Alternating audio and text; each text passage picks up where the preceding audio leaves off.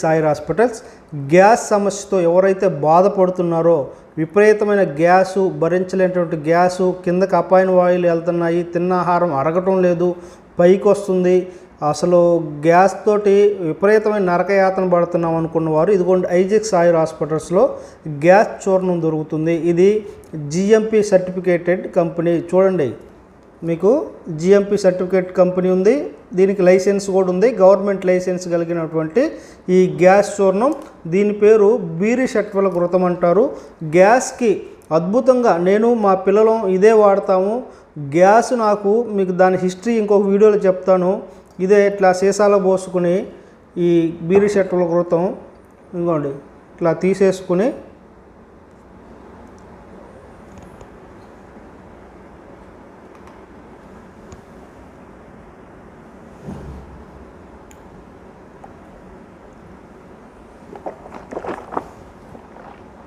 అయిపోయింది.